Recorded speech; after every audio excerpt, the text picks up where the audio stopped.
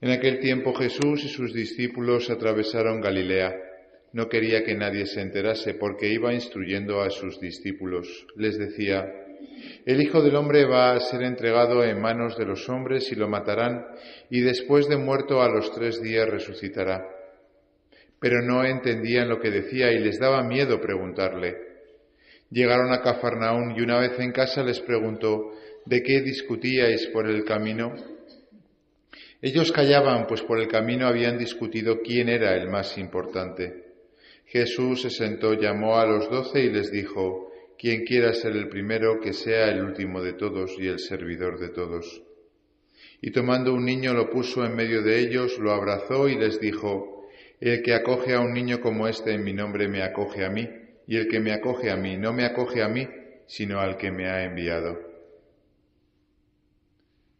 Palabra del Señor.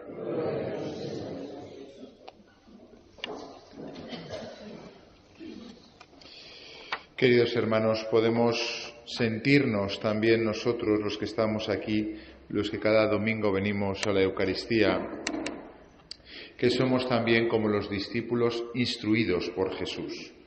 Jesús iba con los discípulos, con los más cercanos a él, instruyéndolos, y no quería que nadie se enterase, porque quería meterles bien en la cabeza algunas ideas que nos son difíciles a veces de entender. De hecho, lo hemos leído también, no entendían lo que Jesús decía, o también les daba miedo preguntarle. Hemos de reconocernos muchas veces que somos como los discípulos y como los apóstoles, y que por tanto la relación que Jesús tenía con ellos es prácticamente la misma que tiene con nosotros.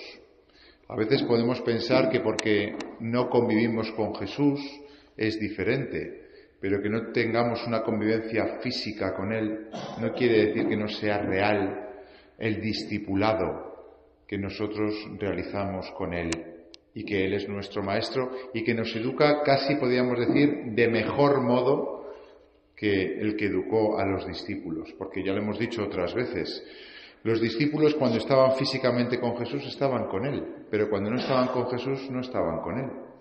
Nosotros estamos siempre con Jesús, porque desde que está en el cielo y nos ha enviado el Espíritu Santo, Él vive dentro de nosotros. Y esa relación es mucho más real que la propia relación física. Y quien no se lo crea, bueno, pues peor para él.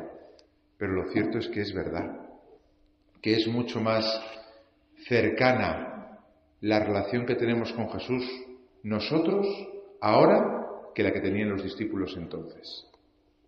Porque en cualquier momento podemos hablarle, en cualquier momento podemos encontrarle, mientras que los discípulos no. Que es verdad que era de una manera más inmediata esa relación cuando estaban físicamente con Jesús, sí, pero no porque fuese más inmediata es menos real que la que tenemos nosotros. Bueno, pues Jesús quiere hoy meternos en la cabeza algo que nos cuesta mucho, que es el tema de la cruz.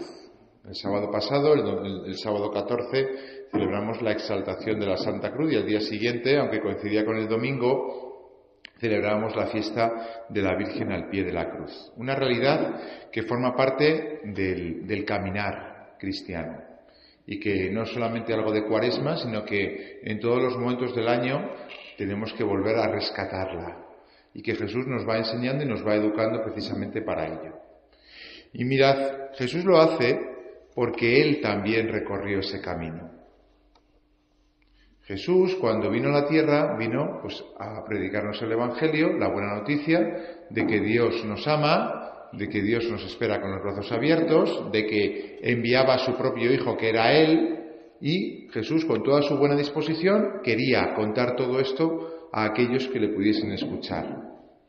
Pero el mismo Jesús, leyendo el Antiguo Testamento, se empezó a dar cuenta de que ese deseo suyo, ese deseo del Padre, no iba a ser tan fácil. Y cuando Jesús leería este capítulo de la sabiduría que acabamos de leer, capítulo 2, se vería Él reflejado aquí en esta profecía. Cuando dice, veamos si es verdad lo que dice comprobando cómo es su muerte. Si el justo es hijo de Dios, lo que Jesús era,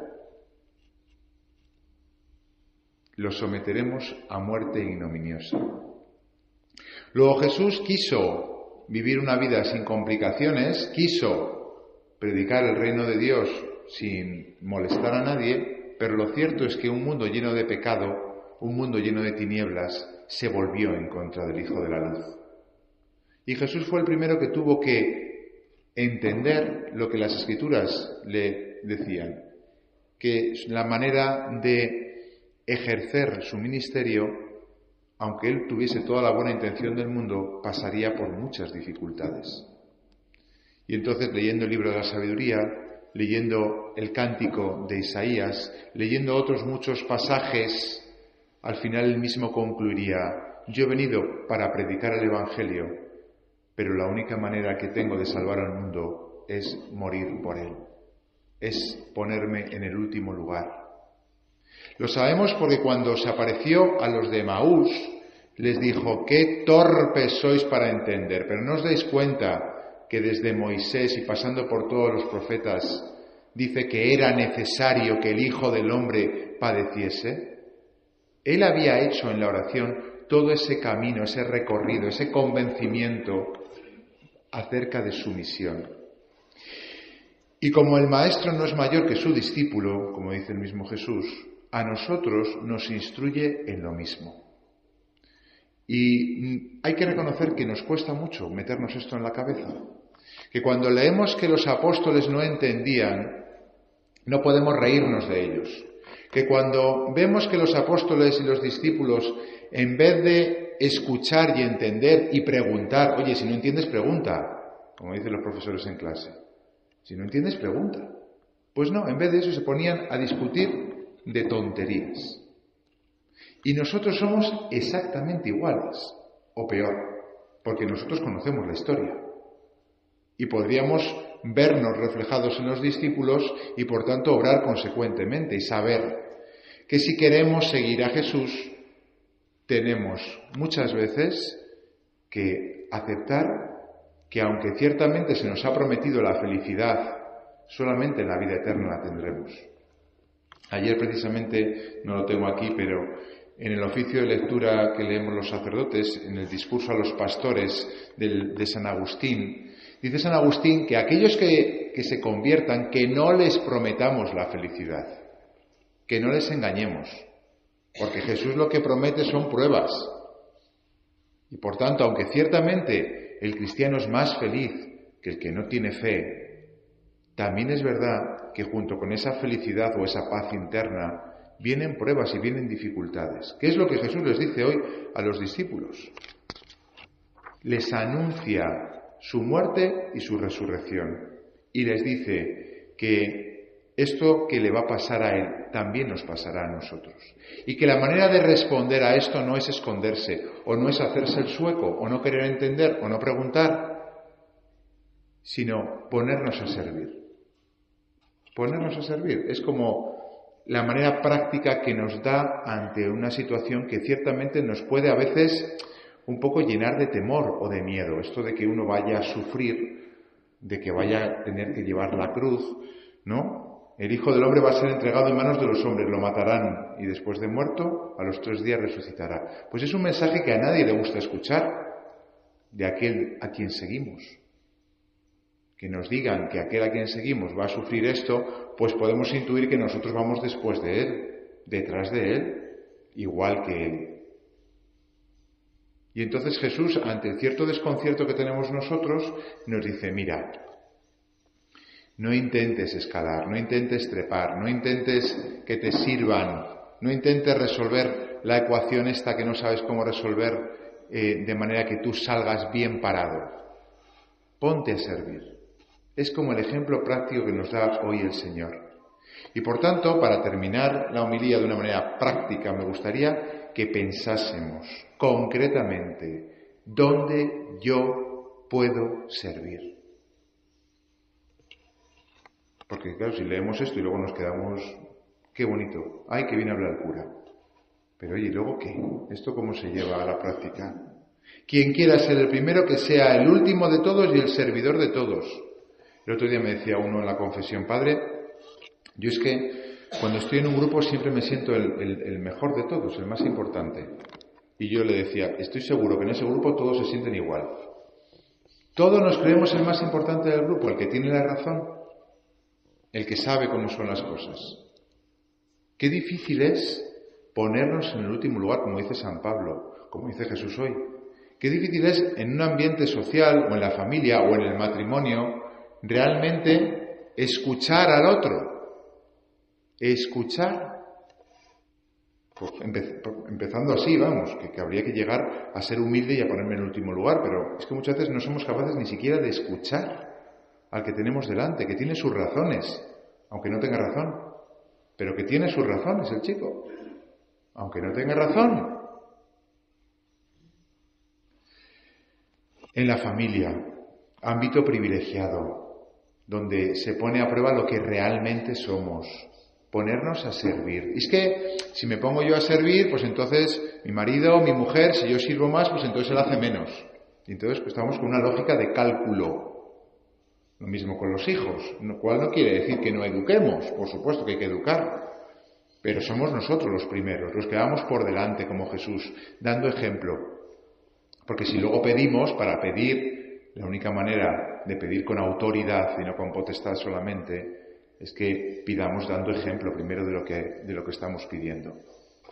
Luego en el ámbito laboral, en el trabajo, los que todavía trabajéis, en el ámbito laboral donde pasamos muchas horas, el servir a los demás, es decir, oye, yo estoy con esta disposición de ponerme en el último lugar. El otro día me decía una chica, padre, es que cuando tocan los turnos de trabajo, pues al final la gente se escaquea y la gente quiere siempre lo mejor y si yo soy un poco tonta, pues al final siempre me quedo con el peor turno y nadie me cambia el turno que yo quiero cambiar y pues habrá que ver cómo lo hacemos y cómo nos disponemos para que realmente nuestra vida sea una vida de servicio y no de servirnos de. Es que soy el más tonto del trabajo. La gente capta, aunque luego no lo diga, y menos en grupo, ¿eh? En grupo nadie te va a decir nada. Pero amigo, en el tú a tú, en el alma a alma, ahí tenemos ganada la batalla si en nuestros trabajos somos los que vamos por delante, los que somos serviciales, los que hacemos el trabajo que otros no quieren hacer. Porque la gente lo ve. Y aunque se sienta incapaz a veces de replicar y de hacer lo que nosotros hacemos, damos testimonio. Y luego cuando hablamos de Dios, y es que hablamos de Dios, pues entonces somos coherentes con lo que hemos hecho. Y si no, mejor no hablar de Dios. Y a veces no es necesario hablar de Dios, porque si realmente procedemos siendo el último de todos, pues ciertamente la gente lo notará. En la vida social, estar disponibles. Me pasó una cosa en verano que no sé si les he contado, una tontería de anécdota, pero iba yo subiendo con un chico por el Parque del Oeste. Acabamos de dejar el coche y teníamos prisa porque nos íbamos camino a Pirineos y pasamos al lado de un coche que estaba cambiando la rueda. Un hombre había quitado la rueda y estaba como hundido el coche en la arena, ¿no? El gato en la arena. Y me dio por preguntarle al buen hombre, ¿necesita usted algo? Bueno, pues menos mal que le pregunté, porque el hombre había quitado la rueda, bueno, había puesto mal el gato, lo había puesto en la carrocería, no tenía que ponerlo, había quitado la rueda, se le había hundido el gato, no sabía poner la nueva rueda, no tenía batería en el móvil, no había llamado al seguro, tenía una enfermedad, le estaba dando el ataque de la enfermedad, era de Segovia. Y yo digo, Dios mío, pero este hombre, si yo no le llego a preguntar qué tal está, se queda aquí y la policía había pasado 10 veces y no le había hecho ni caso. Que luego fue muy sencillo. Oye, pues le cargas el móvil, llamas al seguro, viene el seguro y se lo arregla. Ya está, fue así de fácil. Pero para él hubiese sido un mundo. Y para mí fue una señal de decir, tengo que romper las barreras humanas, los respetos humanos a la hora de mirar a alguien a los ojos y decirle, ¿cómo estás? ¿Necesitas algo? Porque muchas veces hay que reconocer que no estamos pendientes de los demás porque tenemos inseguridades o tenemos respetos humanos. Incluso algunas convenciones humanas que nos llevan, con cierta prudencia a veces, pero a veces con demasiada prudencia, a no implicarnos con los demás. Porque nos podemos manchar en lo que nos pida o en lo que necesite el que esté delante. Cuando tenemos intención pura y lo hacemos por puro amor de Dios y con disponibilidad de servicio y nada más, podemos saltarnos los respetos humanos, porque la gente lo nota, que lo estás haciendo única y exclusivamente por Él. ¿Y cuánto se necesita en este mundo que las personas se sientan queridas? Y una manera de que se sientan queridas no es mandar abrazos ni emoticonos, es servirles, ponernos a disposición. Bueno, pensemos qué ámbito, en qué lugar, a qué personas podemos ayudar. Y termino. A lo mejor algunos de ustedes, pues ya por la edad que tienen, pues apenas salen de casa y están todo el día en casa y tampoco tienen mucho donde servir. La oración. La oración es una manera de servir a la Iglesia. Los papas siempre lo han dicho, los enfermos y los ancianos son los que mueven la Iglesia con sus oraciones, junto con las almas contemplativas, por supuesto, porque ofrecen sus sufrimientos, sus limitaciones y pueden rezar, que parece que no es nada, pero que lo es todo, porque la oración mueve el corazón de Dios. Que el Señor nos conceda luz para saber dónde tenemos que ponernos en el último lugar y que nos conceda fuerza para servir como el Señor quiere que sirvamos.